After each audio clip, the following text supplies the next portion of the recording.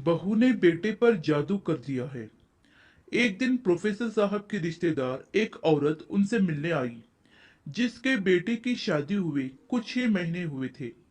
कहने लगी, मेरा बेटा हमारी एक भी बात नहीं सुनता, लेकिन वह अपने ससुरालियों की बहुत इज्जत करता है। अपने सास ससुर और पत्नी की हर बात मानता है।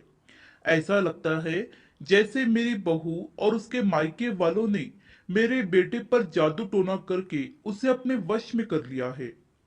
प्रोफेसर साहब को औरत की बात सुनकर बहुत गुस्सा आया, लेकिन वह खामोश रहे और पूछने लगे, तुम्हारे बेटे के कमरे में जो बेड है वह किसका है? औरत कहने लगी, जी वह मेरी बहू दहेज में लाई थी। और जो सोफा है वह, जी वह भी बहू दहेज में लाई थी। और जो अलमारी है, जी वह भी बहू का ही है। जिस बर्तन में वह खाना खाता है और पानी पीता है, वह डिनर सेट। जिस ड्रेसिंग टेबल के सामने खड़े होकर वह कंघी करता है, वह भी आपकी बहू का ही होगा, है ना?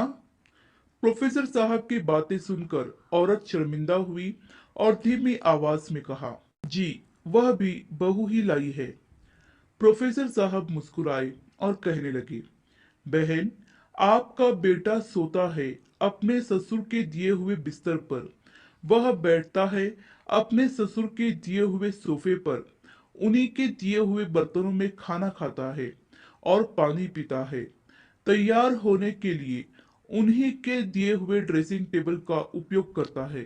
तो बहन, आपका बेटा तो नमक हलाली कर रहा है, क्योंकि वास्तविकता में आपने इन सारी चीजों के बदले में अपने बेटे को उनके पास गिरवी रख दिया है, या यूं कहूं कि बेच दिया है। जब आपका बेटा हर छोटी से छोटी और बड़ी से बड़ी चीज जैसे बेड, सोफा, बिस्तर, कंबल, चादर, बर्तन, यहाँ तक कि कंघी भी अपने ससुराल वालों का दिया हुआ उपयोग कर रहा है, तो आपने उसकी खुददारी उसी दिन मार दी थी जिस दिन यह सारा सामान आप ट्रक भरकर बड़ी खुशी के साथ अपने घर ले आई थी। तो फिर जब आपका बेटा अपने ससुराल वालों की नमक हलाली कर रहा है, तो इससे आपको कोई तकलीफ नहीं होनी चाहिए। और यह जादू टोना वाली बात तो आप भूल ही जाओ। अगर बेटा पैदा कर लिया, शादी के लिए लड़की भी ढूंढी, तो सामान भी खुद ही बनाते।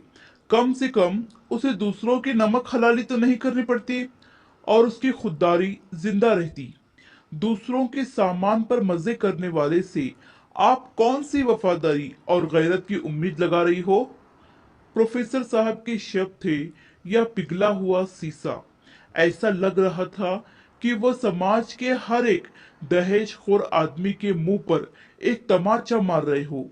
मुझे जीवन में पहली बार दहेज एक लानत का सही अर्थ समझ में आया। हम सबको मिलकर यह प्रतिज्ञा लेनी चाहिए कि हमारे बच्चों और आने वाली पीढ़ियों को दहेज के बदले नहीं बेचेंगे और ना ही अपने बच्चों के खुददारी का सौदा एक ट्रक सामान के साथ करेंगे। आशा करती हूँ कि कहानी आपको पसंद आई होगी। इस कहानी पर आपकी क्या राय है हमें कमेंट करके जरूर बताइए। कहानी पसंद आई हो तो लाइक और शेयर करना बिल्कुल भी ना भूलिए। चैनल पर नए हो तो चैनल को सब्सक्राइब जरूर कीजिए। कहानी सुनने के लिए आपका बहुत बहुत धन्यवाद।